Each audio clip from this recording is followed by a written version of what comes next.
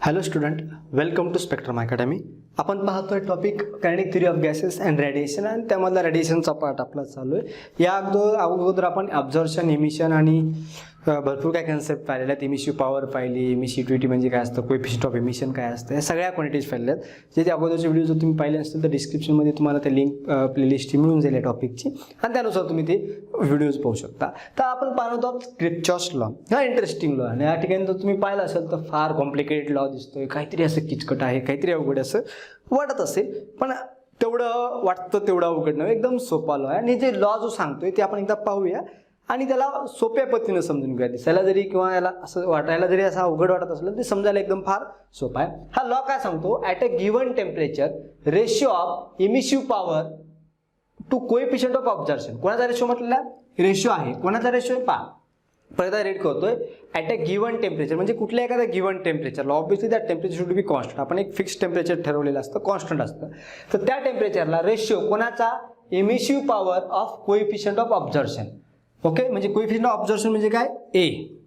Okay, of a body is equal to emissive coefficient of at a given temperature ratio of emissive power to the coefficient of observation. Ratio पाहिजे कोणाचा, emissive power. इमिशिव्ह power म्हणजे काय, R घेतो आपण. इमिशिव्ह power म्हणजे काय घेतो, R divided by A.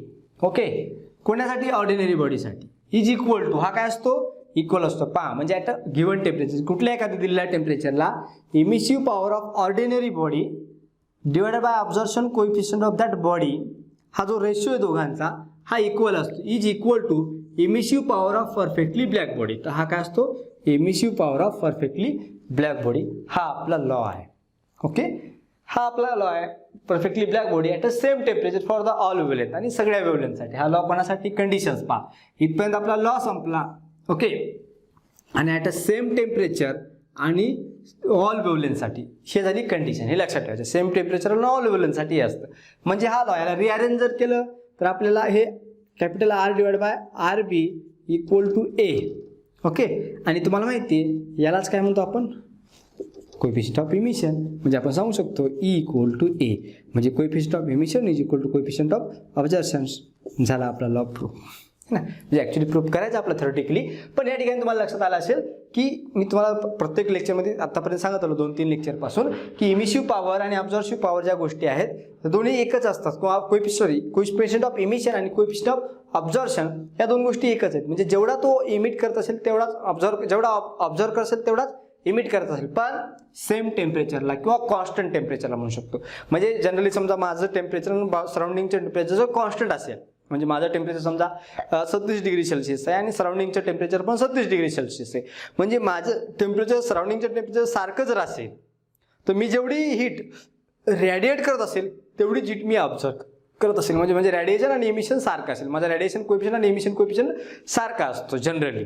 Okay, कुठल्याही बॉडीसाठी जर कुठलीही बॉडी तुम्ही घेतला तर रॅडिएशन कोएफिशियंट म्हणजे इमिशन कोएफिशियंट आणि ऑब्झर्वेशन कोएफिशियंट दोन्ही कसे असतात, सेम असतात. आता हे झालं एक व्हर्जन, म्हणजे एका प्रकारे सांगितलं गेला. आता दुसऱ्या प्रकारे पाहूया.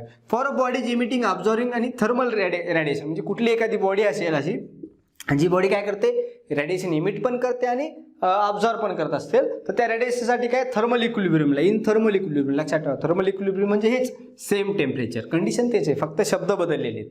तर थर्मल इक्विलिब्रियमसाठी इमिशिव्हिटी इज इक्वल टू ऑब्झर्व्हिव्हिटी. इमिशिव्हिटी म्हणजे ई, ऑब्झर्व्हिव्हिटी म्हणजे ए, हे दोन्ही एकमेकांना इक्वल असतात ते सांगितलेले. म्हणजे सिंपल, कुठलीही एखादी बॉडी असेल जी इमिट करत असेल, ऑब्झर्व करत असेल, तर काय ऑब्झर्व करत असेल आणि काय इमिट करत असेल, थर्मल रेडिएशन. म्हणजे कुठली एखादी बॉडी आहे, ऑर्डिनरी बॉडी, जी काय करत असेल, इमिट करत असेल रेडिएशन किंवा ऑब्झर्व करत असेल रेडिएशन.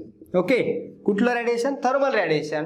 पण कुठल्या कंडिशनला, थर्मल इक्विलिब्रियम या कंडिशनला. तर त्याची इमिशिव्हिटी इज इक्वल टू ऑब्झर्व्हिव्हिटी. म्हणजे याच याच्यासाठी इमिशिव्हिटी काय असणार आहे, ऑब्झर्व्हिव्हिटी इक्वल असते. आता त्याचा आपल्याला प्रूफ पाहायचे. याचा काय पाहिजे आपला प्रूफ. म्हणजे हा जर तुम्हाला कन्सेप्च्युअली कळाला असेल सर्वांना, मला वाटतं काही अडचण येणार नाही तुम्हाला, कारण एकदम व्यवस्थित कन्सेप्ट आहे. आणि हा जर कन्सेप्ट समजत असेल तर काही टेन्शन नाही आहे आणि एकदम सोपा लॉ आहे. किर्चॉफ्सला जरी वाटायला जरी तुम्हाला अगोदर वाटत असेल तर आय थिंक मला वाटतं आता समजलं असेल तुम्हाला की किती सोपा आहे. याचा प्रूफ पाहूया. हे ना आपण, हा प्रूफ काय असेल, हां, आता प्रूफ कसा करणार? प्रूफ करण्यासाठी आपण समजा एक सिस्टीम घेतलेली आहे. समजा एक आयडियल आपण सिस्टीम मानली, ज्यामध्ये समजा एक बॉडी आहे आपल्याकडे, ज्याला आपण बॉडी ए म्हणूया. ऑब्व्हियसली ए बॉडी म्हणजे ऑर्डिनरी बॉडी म्हटलं. आपण दुसरी एक बॉडी घेतली, त्या बॉडीला आपण काय म्हटलं? ब्लॅक बॉडी आहे समजा, बॉडी बी, आणि ऑब्व्हियसली नाव बी आहे तर ब्लॅक बॉडी आपण म्हटलं. ह्या दोन बॉडीज आहेत, ऑब्व्हियसली बोथ आर आयडेंटिकल. दोन्ही कशात? आयडेंटिकल आहे ना, हे लक्षात ठेवा. आयडेंटिकल म्हणजे त्यांचा शेप, साईज, सगळ्या गोष्टी त्या आयडेंटिकल आहे. साईजच्या बाबतीत बोललं, कारण साईज हा फॅक्टरमध्ये आपला डिस्टर्ब करू नये किंवा त्याचं कॉम्प्लिकेशन्स क्रिएट होऊ नये म्हणून आपण सांगितलं की दोन्ही कशात एकदम आयडेंटिकल आहेत आणि दोघांचं टेम्परेचर कसं आहे? सेम आहे. ऑब्व्हियसली म्हणजे थर्मल इक्विलिब्रियमला आहेत, आपण असं म्हणू शकतो. आता जर या बॉडी तर थर्मल इक्विलिब्रियमला असतील, दोघांचं टेम्परेचर सेम असणार आहे, ब्लॅक बॉडी आहे आणि ह्या ऑब्व्हियसली या बॉडीचे रेडिएशन काय असणार आहे? रेडिएटिव्ह पॉवर आर असणार आहे आणि या बॉडीची रेडिएशन पॉवर किती असणार आहे? बी असणार आहे. ओके, आता आपण ऑब्व्हियसली सांगितलेलं की सेम टेम्परेचरला आहे. ओके, आता आपण काय करूया? या बॉडीसाठी पाहूया. तर ही जी बॉडी असणार आहे तर त्या दोन्ही बॉडी सेम टेम्परेचरला असल्यामुळे, त्या दोघांचं टेम्परेचर सेम असल्यामुळे त्यांनी रेडिएट केलेली heat per unit area per unit time कशी असणार आहे? सेम असणार आहे जनरली. मग आपण असं म्हणू शकतो की समजा आता ही आपल्याकडे या बॉडीबद्दल पहिल्यांदा बोलूया. तर आपली ही बॉडी कशी? ऑर्डिनरी बॉडी आहे. या ऑर्डिनरी बॉडी हीट बाहेर किती टाकणार? तर आपल्याला माहिती आहे ऑब्झर्शन किती होणार, ही बॉडी ऑब्झर्व किती करणार आणि इमिट किती करणार. तर आपल्याला जनरली माहिती आहे की ती बॉडी, या बॉडीचं हीट जी पडणार आहे टोटल बॉडी ऑब्झर्व करणार आणि इमिट करणार किंवा टोटल हीट म्हणूया आपण. तर ऑब्व्हियसली टेम्परेचर या बॉडीचं बाहेरचं जे टेम्परेचर आहे तर सेम आहे किंवा कॉन्स्टंट किंवा थर्मल इक्विलिब्रियमला बॉडी आहे. ही बॉडी म्हणजे हीट, अमाऊंट ऑफ हीट आहे ना, अमाऊंट ऑफ हीट ऑब्झर्व्ड ना, ऑब्झर्व्ड बाय बॉडी ए ना, बॉडी ए म्हणजे ordinary body equal to amount of heat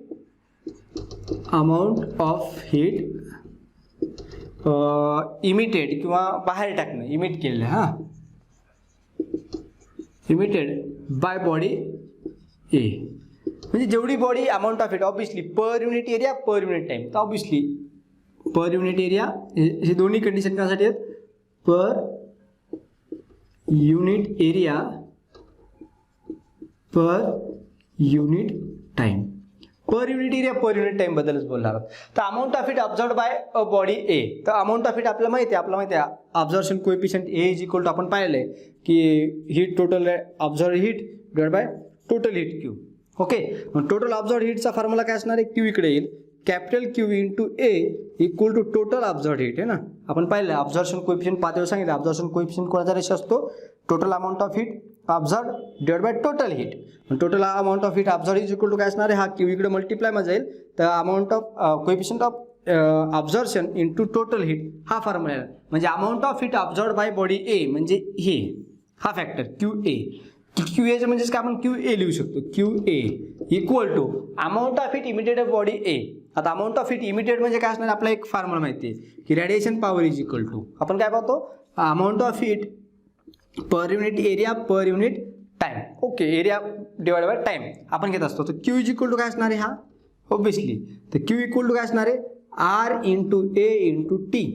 okay, पण आपण सांगितले युनिट एरिया आणि युनिट टाइम आहे, तर एरियाची व्हॅल्यू किती आहे? 1 असणार आणि याची व्हॅल्यू पण 1 असणार आहे. तर आपण लिहू शकतो Q is equal to R. मान्य? आपण amount of heat emitted by body A, तर amount of heat emitted body A is equal to R लिहू शकतो आपण, त्याला आर लिहिलं चालतं. पहा, मी दोन्ही रिझन सांगितलं, हा क्यू ए आहे तो आर का आला? तर लक्षात घ्या, अमाऊंट ऑफ हीट इमिटेड म्हणजे काय? क्यू. क्यू आपल्याला माहिती आहे R emissive power is equal to Q by A T, आणि आपण या ठिकाणी ठेवलं ए आणि टी काय युनिट एरिया आणि युनिट टाइम असल्यामुळे आपण त्याला 1 घेतलं. तर या प्रकारे. आता क्यू एची व्हॅल्यू आपल्याला माहिती आहे, क्यू इंटू ए म्हणजे amount of heat observed by body A. या बॉडीने ऑब्झर्व केली जी हीट असणार आहे तिचा आपण लिहू शकतो capital Q into A equal to R. Okay, याला आपण असं म्हणू शकतो. हे झालं एक इक्वेशन 1 घेऊया. आणि कोणासाठी झालं? या नॉर्मल बॉडीसाठी. आता या ब्लॅक बॉडीसाठी काय असणार आहे? ओके, त्या ब्लॅक बॉडीसाठी आपण काय घेऊ शकतो? ब्लॅक बॉडीसाठी काय असणार? Radiation power. तर ब्लॅक बॉडीसाठी amount of heat observed by black body है ना. ब्लॅक बॉडीने अमाऊंट ऑफ हीट ऑब्झर्व केली तर ऑब्व्हियसली ब्लॅक बॉडी काय करते? All amount of heat observe करत असते. त्यासाठी ब्लॅक बॉडीसाठी पण फॉर्म्युला काय येणार आहे? क्यू.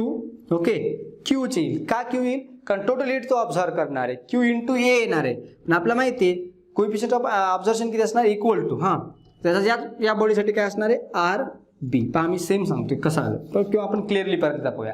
यालाच रिअरेंज करूया. याला इक्वेशन नंबर ए 1 दिलं तुम्ही या ठिकाणी लिहून ठेवतो, Q into A equal to R. Okay, याला इक्वेशन नंबर 1 दिलं. आता आपण दुसऱ्या बॉडीसाठी पाहू. तर amount of heat observed by body B म्हणजेच ब्लॅक बॉडी समजा आपण म्हटलं, amount of heat observed by black body B म्हणजे ब्लॅक बॉडीसाठी म्हटलं, आणि amount of heat emitted by body B. Okay okay, पण ऑब्विसली या ठिकाणी पण कंडिशन तीच आहे, per unit area per unit time. Okay, तर मग त्यावेळेस आपला फॉर्म्युला काय असणार आहे, क्यू इंटू ए आणि हे आर. आर म्हणजे इमिशन. तर आपल्याला ब्लॅक बॉडीसाठी पाहिजे, आपण ऑर्डिनरी बॉडीसाठी आर लिहिलं, तर ब्लॅक बॉडीसाठी काय असणार, आर बी असेल. ओके, या ठिकाणी कॅन्सल होईल, आर बी होईल आणि आर बी होईल, तर R B is equal to Q. तर आपण या ठिकाणी लिहू शकतो R B equal to Q. तर या ठिकाणी लिहिलं आपण, या ठिकाणी आर बी येईल, या ठिकाणी पण आर बी येईल. आणि तुम्ही डायरेक्ट लिहिलं तर काय नाही, आपल्या नोट्समध्ये डायरेक्टली दिलेलं आहे बुक्समध्ये, तसं लिहिलं तरी काय फरक पडणार नाही, पण तुम्हाला समजून सांगण्यासाठी कन्सेप्च्युअली सांगतोय. तर या ठिकाणी मग कोएफिशिएंट एफिशिएंट काय येणार, ब्लॅक बॉडीसाठी ए. ओके, आणि आपल्याला माहिती आहे ब्लॅक बॉडीसाठी ए इक्वल टू किती असतो रे, 1, आणि त्यामुळे ही व्हॅल्यू येणार 1, ही व्हॅल्यू 1. ओके, त्यामुळे क्यू इज इक्वल टू काय असलं आपल्याकडे, हा फॉर्म्युला येईल आर बी. ओके, याला इक्वेशन नंबर आपण 2 दिलं. पहा मी परत आता सांगतो, काहीच नाही केलं. Amount of heat observed by black body B, तर काय असणार क्यू इंटू ए. ओके, पण ब्लॅक बॉडी असल्यामुळे एची व्हॅल्यू काय, ऑब्झर्वेशन कोएफिशिएंट 1 असतो, तर तो 1 आल्यामुळे डायरेक्ट फक्त क्यू राहिले इथं. आणि amount of heat emitted by body B. Okay, at per unit time per unit area, तर पर युनिट टाइम आणि युनिट एरिया असल्यामुळे त्या ठिकाणी आर बी आलं. आर बी म्हणजे आपल्याला माहिती आहे काय, आर बी म्हणजे radiation power of black body, radiation power of black body. Okay, तर झालं. तर आपण इक्वेशन नंबर 2, आता ह्या इक्वेशनला या इक्वेशनने डिवाइड केलं, काय Q A divide by Q equal to R divide by R B. Okay, तर मग क्यू क्यू गेट कॅन्सल, तर ए इक्वल टू आपल्याकडे काय आलं, R divide by R B, आणि आर डिवाइड बाय आर बीलाच काय म्हणतो रे आपण, ई, इमिशन पॉवर है ना, coefficient of emission, sorry coefficient of emission is the ratio of emission power of normal ordinary body divide by emission power of black body. आणि त्याचमुळे आपण सांगू शकतो A equal to E, that is coefficient of observation equal to coefficient of emission. याला अनेक वेगवेगळ्या प्रकारे proof केलं जातं, उलटं सुलटं फिरवलं जातं, पण याच्यामध्ये जास्त काही टेन्शन घेऊ नका. एक प्रूफ लक्षात ठेवा शॉर्टली आणि व्यवस्थित पाहून घेता, ते तुम्हाला एक्झाममध्ये लिहायला काही अडचण नाही. पण सगळ्यात महत्त्वाची गोष्टी समजलं पाहिजे काय आहे. कोएफिशिएंट ऑफ इमिशन आणि कोएफिशिएंट ऑफ ऑब्झर्वेशन सेम असतं, ऑब्विसली कंडिशन काय, सेम टेम्परेचरला आणि फॉर ऑल वेव्हलेंथ, सगळ्या वेव्हलेंथसाठी आणि सारख्या टेम्परेचरला, ही कंडिशन मात्र लक्षात ठेवा. आता थर्मल इक्विलिब्रियम महत्त्वाची कन्सेप्ट आहे. ठीक आहे, तर मला वाटतं या ठिकाणी आपण थांबूया. हा क्रिप्चर्सला या ठिकाणी संपलेला आहे.